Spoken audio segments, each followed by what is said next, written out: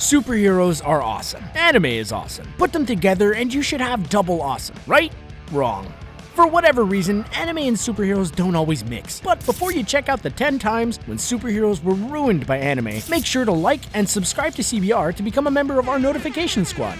Batman. So, there's a Batman anime called Batman Gotham Knight. Yes, that is cause to be excited, but there are only 6 episodes, and they have no relation to one another. And a lot of them have nothing to do with Batman. I mean, sure, the animation looks good, but we want the Dark Knight in all his butt-kicking glory, not side characters.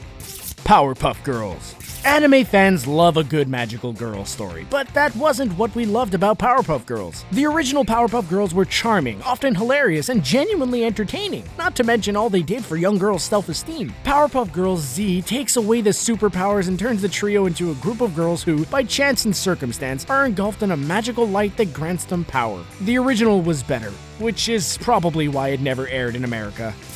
Wolverine. The hard-drinking, quick-stabbing Wolverine is a favorite of fans everywhere. It's no surprise that an anime would feature him as the main character, but the problem is his appearance. He doesn't look anything like the Wolverine we know. For one, he looks far too young. The plot itself doesn't offer many redeeming factors either. It's hardly interesting, and the fight scenes only sort of make up for it. Iron Man. Tony Stark's quest for redemption is a well-known story, but the opposition of the Japanese government isn't often told. In the Iron Man anime, Tony Stark tries to expand into Japan and bring clean energy to the country. Understandably, the government doesn't want an American bringing in a nuclear device. After he begins to build the reactor, Iron Man must fight off the mysterious Zodiac Consortium. The Iron Man anime is a pretty generic story, but it does feature an interesting cast of characters, including the Punisher, for some reason. XMen. There are enough anime that feature genetic mutations that the X-Men anime is no real surprise. But you can't make this stuff up. Rather than fighting other X-Men, they face off against the U-Men. Let that sink in for a moment. The U-Men are an organization that steals mutant organs to strengthen their own army. It doesn't help that Storm constantly looks like she's about to send someone to the Shadow Realm. And for some reason, the Wolverine in this anime looks nothing like Wolverine in the other anime. Supernatural. While it's debatable whether Sam and Dean are superheroes, one thing is clear. This anime should never have been made. While it does possess a certain charm, and watching many of the original Supernatural episodes in anime form is interesting, it's just not the same. The entire experience feels like a watered-down version of the live-action series. Stitch.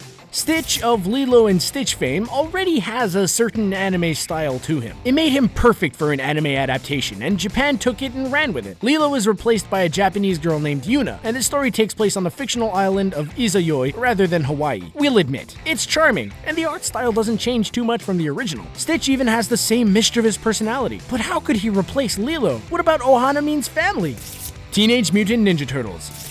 No, why? Why is this a thing? If you took the Teenage Mutant Ninja Turtles and turned them as anime-styled as you could, you'd get, well, this. Shojin Densetsuhen is the Japanese adaptation of TMNT, and it is nothing like you would expect. Mikey, Leo, Raph, and Donnie look like vaguely turtle-shaped mech suits. They even have their initials on their belt buckles. The Highlander.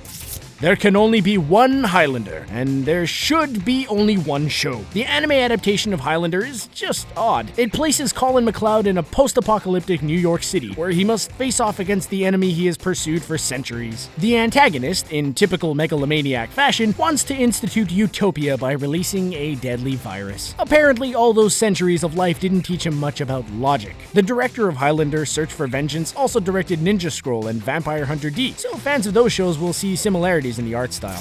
Witchblade. The anime version of Witchblade isn't an adaptation of the original story. While loosely based on it, the anime takes the story and throws in new characters and a new setting. But in typical shonen anime style, the main character is well endowed, making it hard to follow the story when breasts are bouncing all over the screen. The show ran for 24 episodes and aired on Funimation. Of all the shows on this list, this is the most anime-like of them all.